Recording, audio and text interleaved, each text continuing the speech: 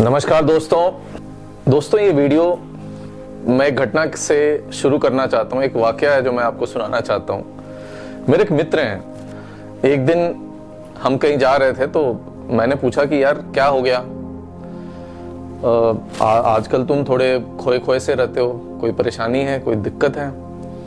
उन्होंने कहा यार मैं सोच रहा हूँ मैं बोलूँ नहीं बोलूँ। मैंने कहा कोई बात नहीं, बोलो। तो उन्होंने एक बात बोली, एक्चुअली ना मेरी पड़ोसी ने, नाम नहीं लूंगा, कुछ ब्रांड की कार ली है। अब मैं सोच रहा हूँ यार कहाँ से पैसा लाया इतना।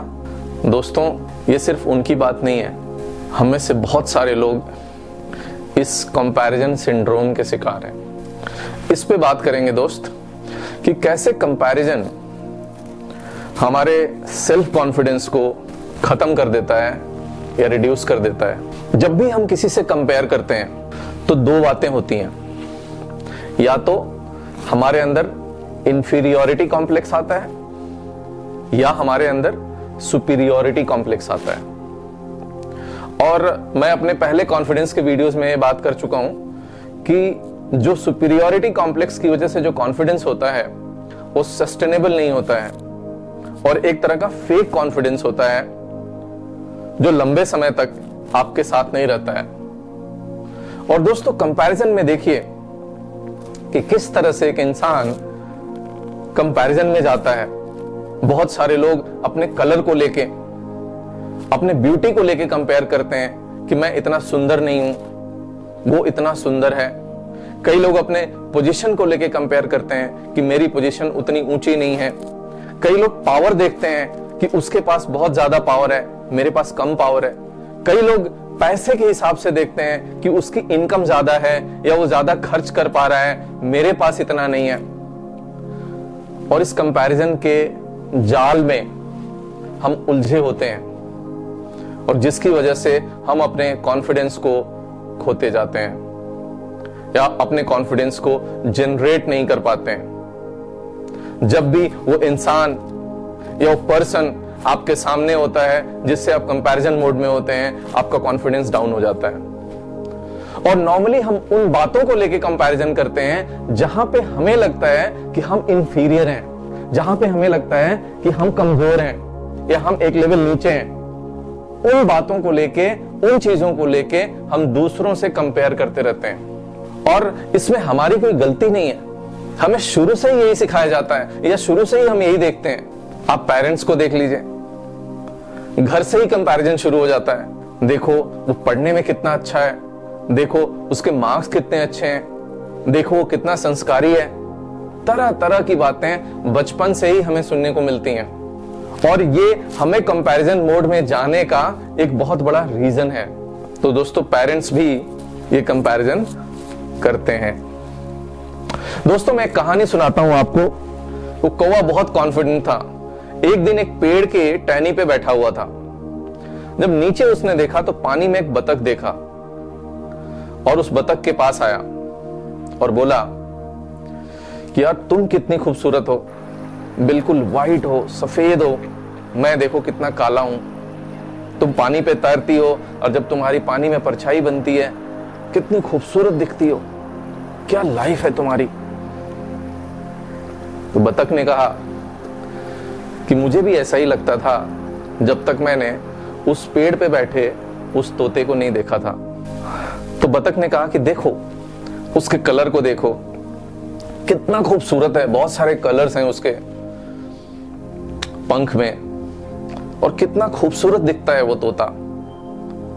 मैं तो उसके सामने कुछ भी नहीं हूं। तो कौवा जो है वो तोते के पास गया, तोते को कहा यार क्या ठाठ है तुम्हारे, तुम इतने खूबसूरत हो, इतने कलरफुल हो, लोग तुमसे बहुत प्यार करते हैं, तुमको अपने पास रखना चाहते हैं।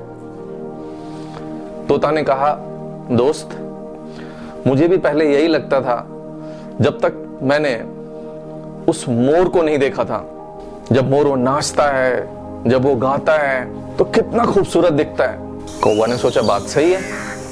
कौवा मोर के पास गया, बोला यार क्या बात है, तुम इतने खूबसूरत हो, जो अपने पंख फैलाते हो कितने खूबसूरत दिखते हो, कलरफुल दिखते हो, लोग जू में पैसे देके तुमको देखने आते हैं, तुम्हारी तो बात ही अलग है। और तुम नेशनल बर्ड भी हो, तुम बहुत स्पेशल हो।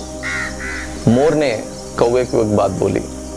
मोर ने कहा, दोस्त तुमको ऐसा लगता है कि मैं बहुत स्पेशल हूँ, लोग मुझे पैसे दे के देखने आते हैं, मेरी आवाज को सुनना चाहते हैं, मुझे नाचते हुए देखना चाहते हैं, मुझे गाते हुए देखना चाहते हैं,